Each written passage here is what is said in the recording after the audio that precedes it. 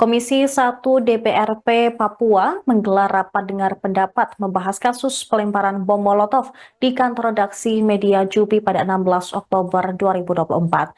Agenda tersebut dibahas di kantor DPR Papua pada 16 Mei.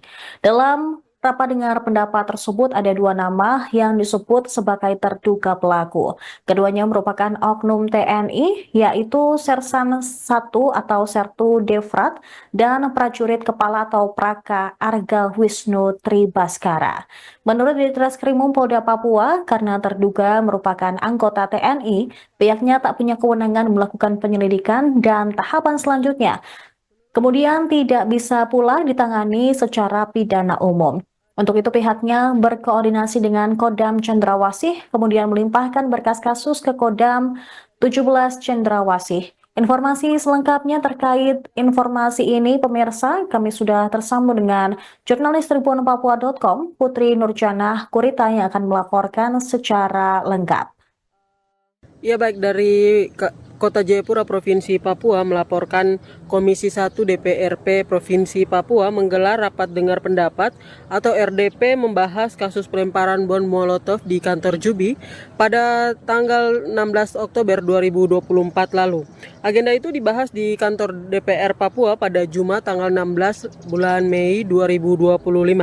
Dalam RDP itu dua nama disebut sebagai terduga pelaku, yakni Sersan 1 atau Sertu Devrat dan prajurit kepala atau Praka Arga Wisnu Tribaskara. Kuasa hukum Jubi Simon Patirajawane mengatakan jika kasus tersebut di tingkat kepenyidikan berarti secara konstruksi bukti dan saksi sudah cukup. Menurutnya dalam kasus ini penyidik Polda Papua telah mengumpulkan sejumlah alat bukti dan memeriksa 9 saksi dan 2 saksi kunci merujuk pada siapa terduga pelaku. Menurut tim kuasa hukum Jubi, persentasi Direktur Reserse dan Kriminal Umum atau Diskrimum Polda Papua dalam RDP tersebut sudah sesuai dengan prosedur pemeriksaan dalam Kitab Undang-Undang Hukum Acara Pidana atau KUHP pasal 184. Sebab berdasarkan urutan pembuktian saksi-saksi yang diperiksa sebanyak 9 orang dan serpihan bom Molotov telah dianalisis di Pusat Laboratorium Forensik atau Puslab4. Kata Patirajawane mengatakan atas dasar penyidikan tersebut karena terduga pelaku adalah anggota militer, maka penyidik Polda Papua melimpahkan proses hukum selanjutnya ke Kodam 17 Cendrawasih. Tidak dilimpahkan ke kejaksaan. Sebab itu untuk proses peradilan adalah ranah peradilan militer, bukan peradilan sipil. Akan tetapi menurut tim kuasa hukum Jubi saat RDP pihak Kodam 17 Cendrawasih dalam presentasinya menyatakan berdasarkan hasil investigasi mereka lewat pemeriksaan saksi-saksi termasuk saksi yang disebutkan penyidik Polda melihat pelaku tidak konsisten memberikan keterangan saat diperiksa oleh pihak Kodam. Ketiga saksi yang menyatakan tidak mengetahui pasti pelakunya. Alat bukti motor dan CCTV juga disebut pihak Kodam tidak mendukung pembuktian sehingga berkas kemudian dikembalikan kepada Polda Papua. Tim kuasa hukum Jubi berpendapat seharusnya ada sinergitas antara penyidik Polda Papua dan polisi militer Kodam atau Pomdam 17 Cendrawasih sebab penyidik Polda Papua dianggap telah melakukan pemeriksaan sesuai standar KUHP, namun Kodam 17 Cendrawasih seakan membela dari pelaku sendiri. Tim kuasa Jubi juga menyatakan poin penting yang mesti diperhatikan oleh pihak TNI dan polisi adalah perlunya perlindungan terhadap saksi-saksi termasuk saksi kunci agar dapat memberikan keterangan tanpa ada rasa takut karena yang bersangkutan memilih keluar dari Jayapura setelah memberikan keterangan.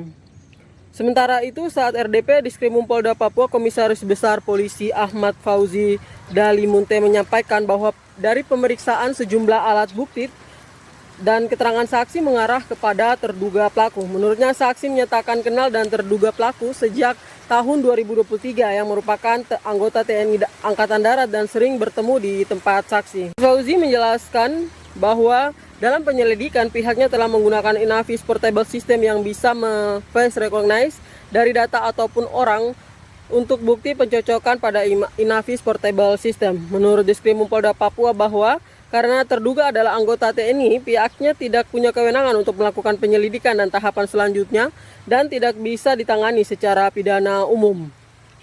Wakil Asisten Intelijen Kodam 17 Cendrawasih, Letnan Kolonel Infantri Budi Suradi mengatakan setelah menerima pelimpahan berkas dari Polda Papua, pihaknya langsung membentuk tim investigasi untuk memeriksa saksi, kemudian melakukan penyelidikan dan penyidikan terhadap kasus tersebut. Budi Suradi merasa aneh dengan kesaksian yang menyatakan bahwa terduga pelaku mondar-mandir dan memamerkan diri sebelum melempar bom molotov di kantor Jubi. Menurutnya saat diperiksa Pomdam, saksi tidak menyebutkan terduga pelaku adalah Sertu Devrat dan Prakawisnu. Sementara itu, Gustaf Kawer dari tim kuasa hukum Jubi mengatakan bahwa peristiwa itu sangat aneh karena lokasinya sangat dekat sekali dengan pos-pos TNI, Pusat TNI, Polsek, Polresta, bahkan Polda. Namun pelaku tidak dapat diungkap hingga saat ini. Kawer mengatakan bahwa Polda Papua menyelidik untuk pidana umum dan Pomdam menyelidik pidana militer. Seharusnya kedua institusi ini dapat bekerja sama dalam hal ini. Polda Papua menyampaikan hasil pemaparannya dan Kodam Cendrawasih sepertinya terkesan menyerah. Sementara itu Supriyadi Laling, Wakil Ketua 3 DPR Papua mengatakan pertemuan itu merupakan kali ketiga DPR melaksanakan rapat dengar pendapat terkait dengan kasus bom molotov yang terjadi di kantor Jubi. Menurut Supriyadi mengenai kasus tersebut DPR Papua ikut mendorong agar pelaku ini segera ditangkap. Pihaknya cukup antusias untuk mengungkap kasus dari kepolisian dan TNI yang sudah bekerja untuk mengawal dan DPR juga siap untuk mengawal hingga penyelesaian kasus hingga terungkap siapa pelaku dari pelaku pelempar bom molotov di kantor redaksi Jubi. Demikian. Tribun X sekarang menghadirkan lokal menjadi Indonesia.